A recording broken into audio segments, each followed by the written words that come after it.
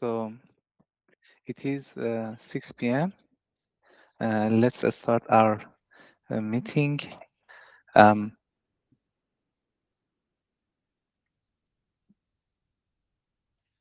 First, I need to share my screen.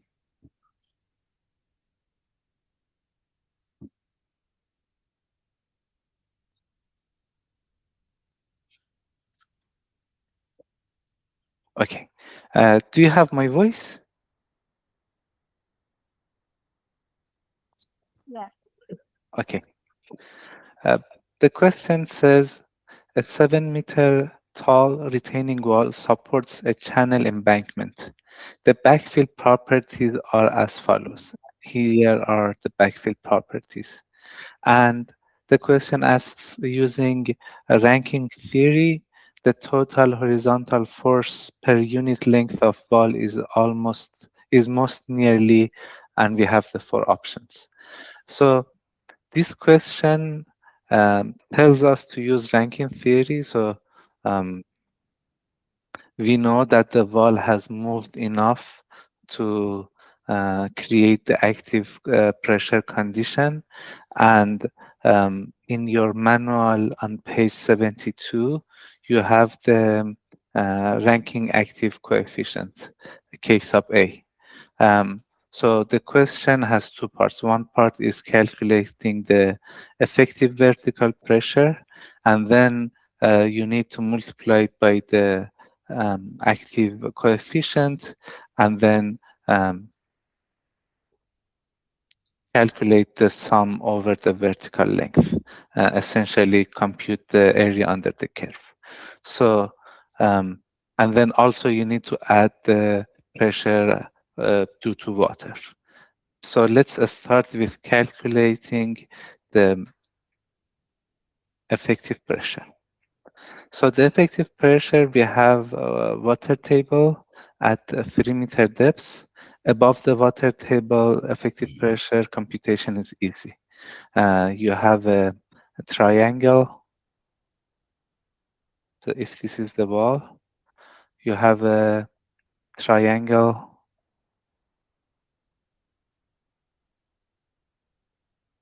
The bottom of this triangle is simply the unit weight gamma times h, and that's it. So the effective pressure at this point at 3-meter depths, gamma is 18 kilonewton meter cube, and the depth is 3 meters. So 1 meter goes by 3, it becomes 2, and it is 3 times 18, which is 54. 54 kilonewton per meter squared is the vertical pressure at 3 meters. Let's call it sigma prime V, which here, because we don't have a water table, it is equal to sigma V. For the depth below the water table, we have, let's move down a bit. We have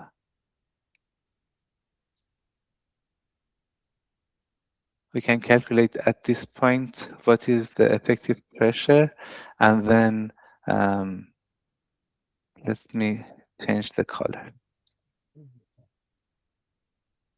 Let's make it red. So at this point, sigma prime V is simply this value, 54, plus the gamma sat minus unit weight of water to have the buoyant unit weight, which is 20.5 minus 9.8 times the 4 meters. This is the effective vertical pressure at the bottom of the wall. So we have 54 plus 20.5 minus 9.8 times 4. 96.8. Again, kilonewton meter cube. So now we need to go from the vertical effective pressure to horizontal effective pressure. So both of them, the phi prime is 30 degrees. So K sub A, we use this equation from your reference manual, is equal to tangent squared of 45 minus 30 divided by 2, which is 15. So parentheses tan of 30 degrees squared, it is 1 over 3. So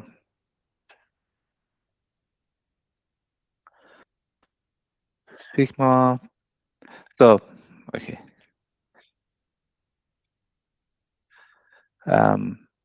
Sigma prime h for the top is 54 multiplied by 1 over third. 54 divided by 3 is 18. And for the bottom, the horizontal pressure is 96.8 divided by 3. 96.8 divided by 3. 32 point. Okay. Now, so we have this shape here.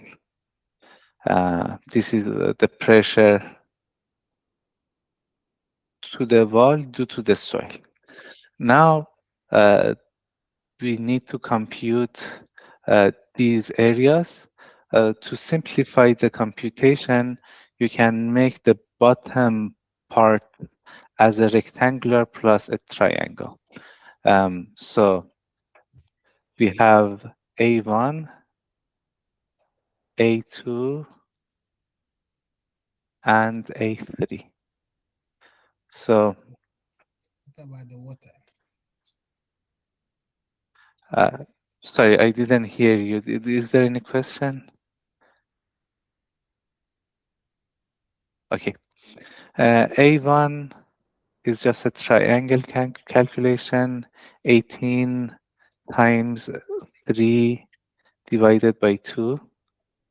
So we have a triangle here. A2, the top part, which is the smaller side, is 18 again. So A2 is 18 multiplied by 3. And A3 is the difference between these two becomes the bottom part of the triangle, and then we multiply by 3 and divide it by 2. So 32.3 minus 18, 14.3 multiplied by 3. Oh, the wall is 4 meters. So I need to change. I have done it here correctly. I need to change it here. Let's see if it has an eraser. Or I can just go back. It, it didn't do much. Okay, this is 18 times 4. Hey, what about that one? Oh, nice. Sorry, I don't hear you clearly. Could you speak louder?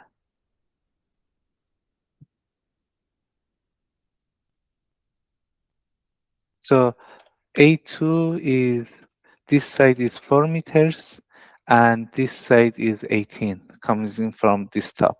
And then we have this triangle. And A3 is, this subtraction was 14.3 times 4 divided by 2. We have um, the pressure due to water. So the pressure due to water, vertical and horizontal, is the same. So um, we can calculate the uh, triangle for water. Um, let's make it blue to look like water. Um, we have a triangular force due to water. This is 4 meter. The unit weight of water is 9.8. So this is 9.8 times 4. So if we call the force due to water A sub 4, it is 4 times 4 times 9.8 divided by 2. Now, all we need to do is to sum all these forces together. So 18 times 3 divided by 2 plus 18 times 4 plus 14.3 times 4 divided by 2 plus 4 times 4 times 9.8 divided by 2. The answer is 206, which is answer B. Okay, good. It's always nice to get one of the options.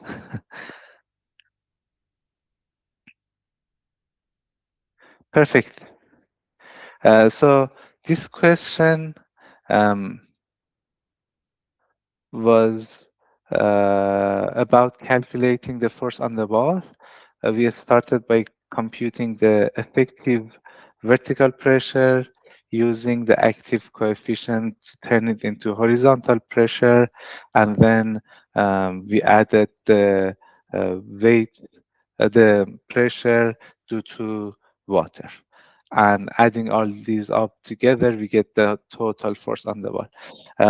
One practical note, it's water reduces the pressure due to soil, but it also increases the pressure because unit weight of, because water has essentially active coefficient of 1. So it's a good practice to try to keep water out of retaining walls because it puts a lot of pressure on the wall and increases the force. And there's a lot of practical approaches to get the water out and bring the water table down behind the retaining wall. Is there any question?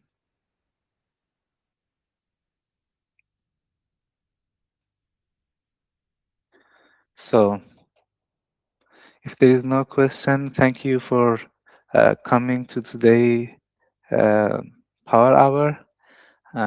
I hope it was useful. If you are doing the courses and you see something that is confusing for you, let us know. We can go over it during this time. If you have a problem that you like us to solve during this time, let us know. We would be more than happy to. And good luck studying. Have a good weekend.